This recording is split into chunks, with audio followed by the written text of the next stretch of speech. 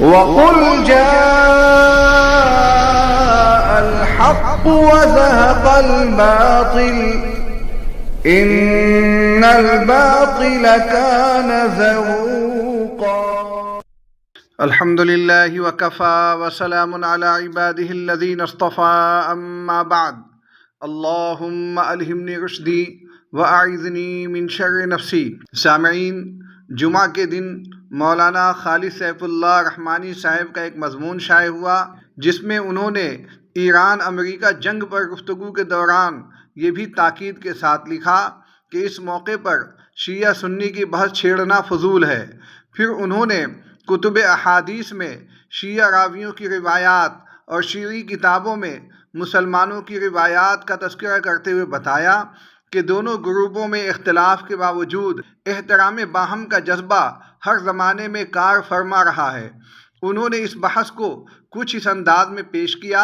جس سے واضح اشارہ ملتا ہے کہ ایرانی شیعہ بھی مسلمان ہیں۔ اس مضمون نے ان علماء کو بے چین کر دیا جو شیعیت کی تاریخ پر گہری نگاہ رکھتے ہیں۔ مولانا ذبیح اللہ شمسی صاحب بھی بلبلائے اور ایک مضمون 3 قسطوں میں لکھا۔ اس مضمون سے ثابت کیا کہ مولانا رحمانی صاحب کی تحریر میں سنگین غلطیاں راہ پا گئی ہیں جو ملت اسلامیہ کے حق میں یقیناً نقصان دہ ہو سکتی ہیں۔ اس مجلس میں ان کا وہی مضمون پیش خدمت ہے۔ مضمون کا عنوان ہے مولانا خالد سیف اللہ رحمانی صاحب کے مضمون میں چند سنگین غلطیاں۔ شمسی صاحب مولانا رحمانی صاحب کے مضمون کا تجزیہ کرتے ہوئے لکھتے ہیں، جب کوئی شخص کسی باطل فرقہ کے لوگوں کے بارے میں پہلے سے یہ نظریہ بنا لے کہ وہ مسلمان ہیں، پھر وہ اپنے اسی نظریے کو درست ثابت کرنے کے لیے حقائق کو توڑ مروڑ کر اور جھوٹ اور سچ میں خلط ملط کر کے پیش کرے گا، اسی کو دجل و فریب کہتے ہیں۔ اور بدقسمتی سے مولانا خالد سیف اللہ رحمانی صاحب نے اپنے مضمون میں یہی سب کچھ کیا ہے۔ مصلحت پسندی اور صلح کلی والی پالیسی کو اختیار کرتے ہوئے کافرانہ و مشرکانہ اور گستاخانہ عقائد و نظریات رکھنے والوں کو مسلمان ثابت کرنا ہرگز دین کی کوئی خدمت نہیں، بلکہ یہ دین میں مداہنت ہے۔ مولانا خالد سیف اللہ رحمانی صاحب نے اپنے اس مضمون میں بعض ایسے شیعہ راویوں کا ذکر کیا ہے جن کی روایتیں بخاری شریف اور اہل سنت کی دوسری کتابوں میں موجود ہیں۔ بلا شبہ یہ بات صحیح ہے، لیکن یہ بات یاد رکھیں کہ شاہ عبدالعزیز محدث دہلوی رحمۃ اللہ علیہ ولادت 1746 وفات 1823 عیسوی نے اپنی کتاب تحفہ اثنا عشریہ میں لکھا ہے کہ شیعوں کا جو پہلا گروہ وجود میں آیا وہ مخلصین شیعوں کا گروہ تھا۔ یہ شیعہ لوگ حضرت علی رضی اللہ تعالیٰ عنہ کے نقش قدم پر چلنے والے تھے اور صحابہ کرام اور ازواج مطہرات کے حق شناس، یعنی ان کے حقوق کو پہچاننے والے تھے اور اپنے سینے کو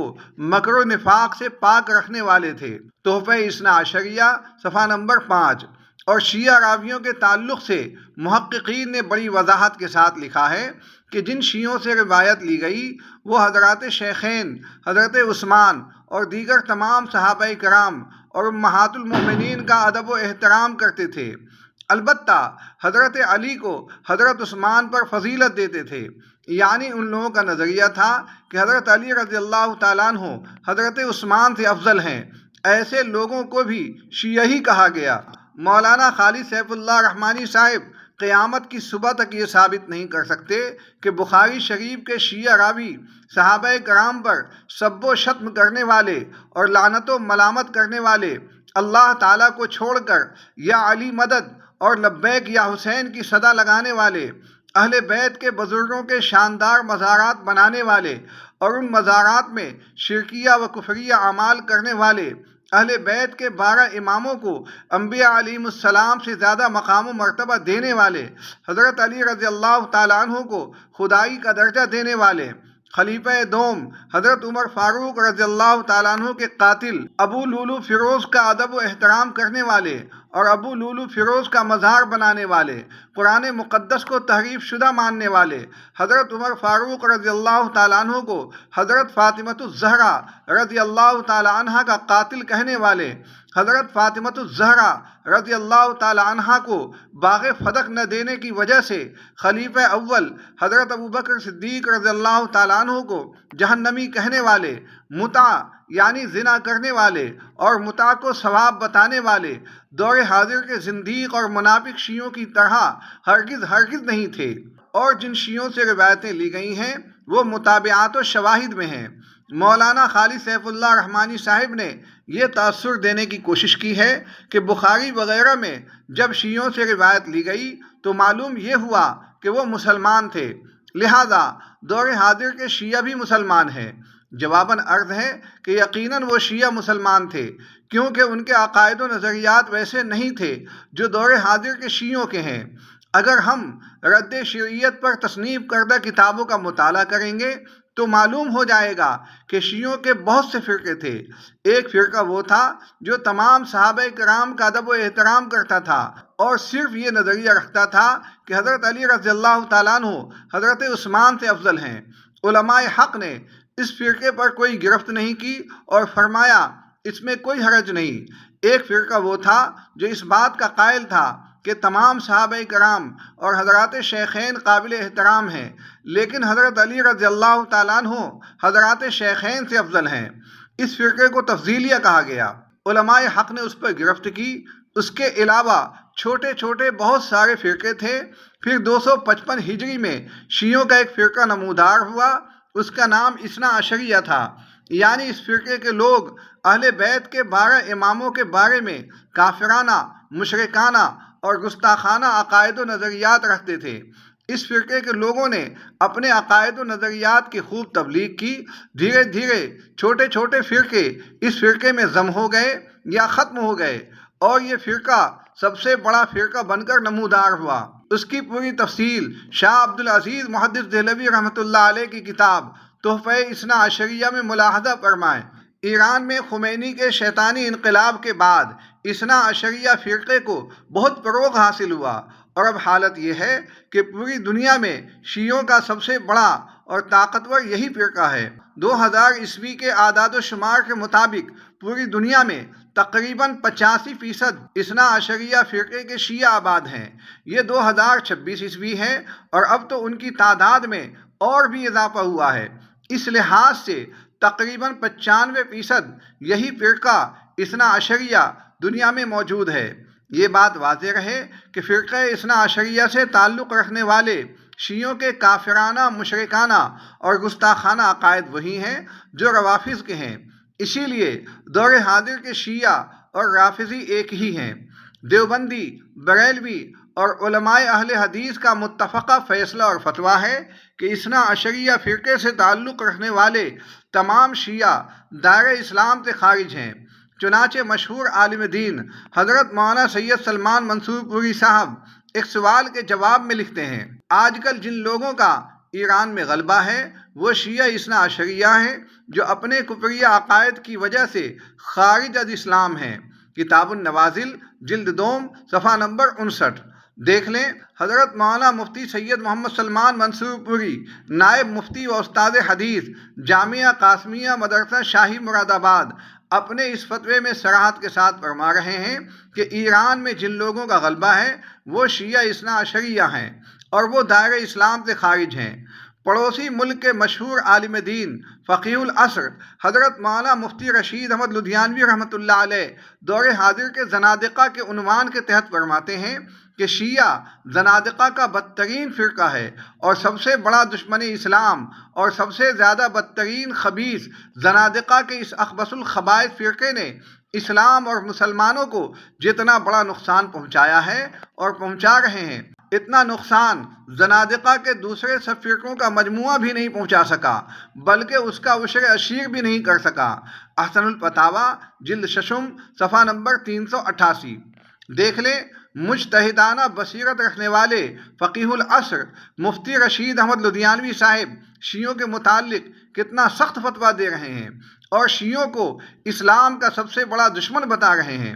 احسن الفتاویٰ کی پہلی جلد میں حقیقت شیعہ کے عنوان سے مفتی صاحب کا طویل مضمون بھی ضرور مطالعہ فرمائیں۔ شہید اسلام حضرت مولانا محمد یوسف لدھیانوی رحمۃ اللہ علیہ فرماتے ہیں، شیعہ مذہب نے حضرت صلی اللہ علیہ وسلم کے رفقا اور آپ صلی اللہ علیہ وسلم کے جانشینوں پر حملہ کر کے اسلام اور حضرت محمد صلی اللہ علیہ وسلم کی ذات اقدس پر ایک ایسا حملہ کیا ہے جس کی مثال انسانی تاریخ پیش کرنے سے قاصر ہے۔ شیعوں کا نظریہ امامت حضرت صلی اللہ علیہ وسلم کے ختم نبوت کے خلاف ایک بغاوت اور اسلام کی ابدیت کے خلاف ایک کھلی سازش ہے۔ شیعہ مذہب نے حضرت صلی اللہ علیہ وسلم کی وفات کے پہلے دن سے امت کا تعلق اس کے مقدس نبی صلی اللہ علیہ وسلم سے کاٹ دینا چاہا۔ اس نے اسلام کی ساری بنیادوں کو اکھاڑ پھینکنے کی کوشش کی اور اسلام کے بالمقابل ایک نیا دین تصنیف کر ڈالا۔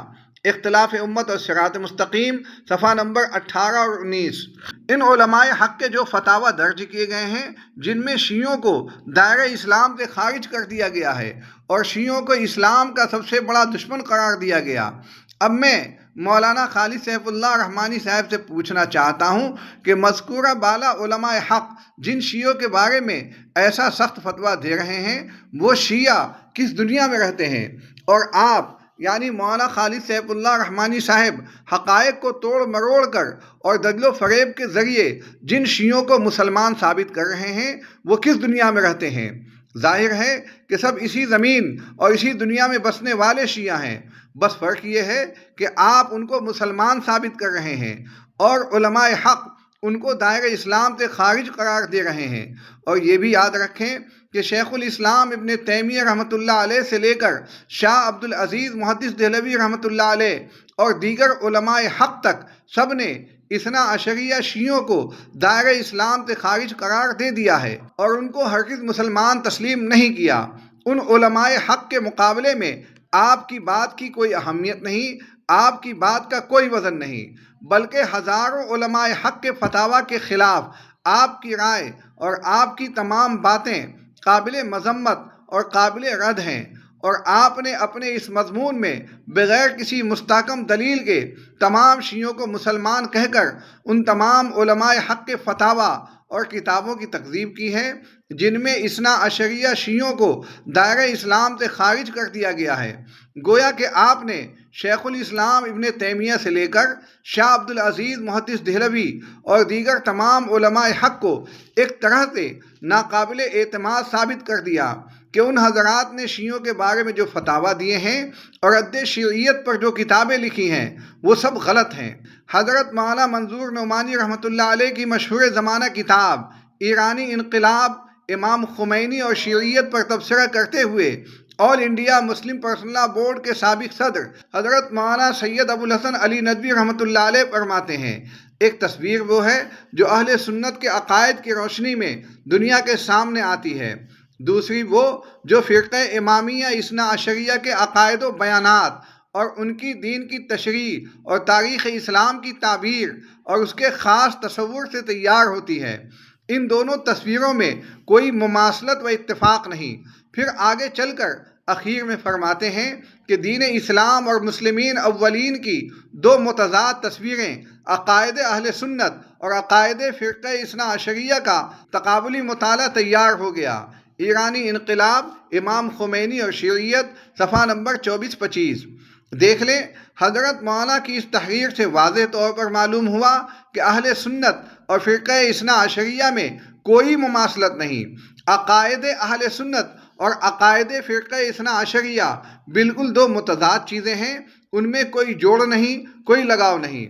ایک طرف تو شیعوں کے بارے میں All India Muslim Personal Law Board کے سابق صدر حضرت مولانا علی میاں ندوی رحمۃ اللہ علیہ کا یہ عقیدہ اور نظریہ ہے، اور دوسری طرف اسی All India Muslim Personal Law Board کے موجودہ صدر مولانا خالد سیف اللہ رحمانی صاحب کا یہ نظریہ کہ تمام شیعہ مسلمان ہیں۔ شیعوں کے بارے میں دونوں حضرات کے نظریات میں زمین و آسمان کا فرق ہے۔ واقعات و تجربات اور قرآن و حدیث کی روشنی میں حضرت مولانا علی میاں ندوی رحمۃ اللہ علیہ کا نظریہ 100% درست ہے۔ مولانا خالد سیف اللہ رحمانی صاحب سے اہم سوال، آپ نے اپنے مضمون میں شیعوں کو مسلمان ثابت کرنے کے لیے ایک بہت ہی کمزور اور غیر علمی دلیل دی ہے کہ صحیح بخاری میں شیعوں کی روایتیں موجود ہیں۔ آپ فقیہ العصر ہیں، آپ اچھی طرح جانتے ہیں کہ جن شیعہ راویوں سے روایت لی گئی وہ ہرگز گستاخ صحابہ نہیں تھے،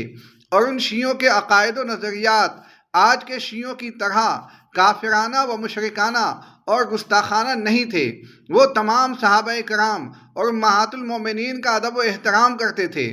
جبکہ دور حاضر کے اثنا عشریہ شیعہ لوگ گستاخ صحابہ ہیں، اور یہ لوگ صحابہ کرام کو مسلمان نہیں مانتے، اور ان کے درجنوں عقائد و نظریات کفریہ و شرکیہ ہیں۔ پھر بھی آپ سب کچھ جان بوجھ کر دور اول کے مخلص شیعوں کی صف میں دور حاضر کے دشمنان صحابہ شیعوں کو کھڑا کر کے مسلمان ثابت کر رہے ہیں۔ ایسا معلوم ہوتا ہے کہ ایران کی اور دور حاضر کے شیعوں کی محبت آپ پر اتنی غالب آ گئی کہ آپ حقائق سے چشم پوشی کر گئے۔ شاید آپ کو اس کا اندازہ نہیں کہ اس سے بہت سارے کم علم لوگ غلط فہمی کا شکار ہوں گے، اور دشمنان صحابہ شیعوں کو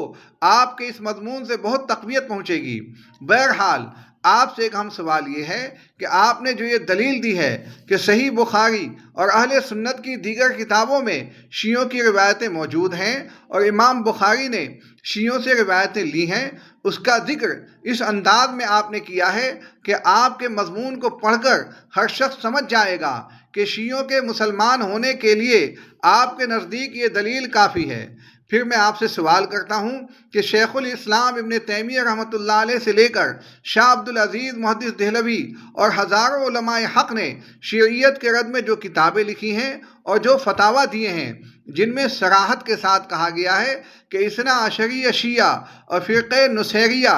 بالکل دائرہ اسلام سے خارج ہیں، کیا ان علماء حق کو یہ معلوم نہیں تھا کہ امام بخاری رحمۃ اللہ علیہ نے کچھ شیعوں سے روایتیں لی ہیں؟ ظاہر ہے کہ تمام علماء حق کو یہ معلوم ہے، پھر بھی علماء حق نے شیعیت کے رد میں کتابیں لکھی اور کافرانہ و مشرکانہ اور گستاخانہ عقائد و نظریات رکھنے والے شیعوں کو دائرہ اسلام سے خارج ہونے کا فتویٰ دیا۔ اس سے یہ بخوبی معلوم ہو گیا کہ علماء حق کے نزدیک بخاری شریف میں شیعہ راویوں والے معاملے کو دلیل ہی نہیں سمجھا گیا۔ اس سے واضح طور پر معلوم ہوا کہ تمام شیعوں کو مسلمان ثابت کرنے کے لیے بخاری شریف کے شیعہ راویوں کو دلیل کے طور پر پیش کرنا دجل و فریب کے سوا کچھ بھی نہیں ہے۔ اخیر میں آپ سے مخلصانہ اور مؤدبانہ درخواست ہے کہ اللہ کے واسطے اپنے اس مضمون پر نظر ثانی فرمائیں۔ سامعین، یہ جناب مولانا ذبیح اللہ شمسی صاحب کا مضمون تھا جو انہوں نے مولانا خالد سیف اللہ رحمانی صاحب کے مضمون کے رد میں لکھا ہے۔ اس مضمون پر بندے کا فیصلہ محفوظ ہے۔ اللہ تعالیٰ تمام مسلمانوں کو اسلام مخالف قوتوں سے چوکنا رکھے اور ہر طرح کے زیغ و ضلال سے بچائے۔ وآخر دعوانا ان الحمد للہ رب العالمین۔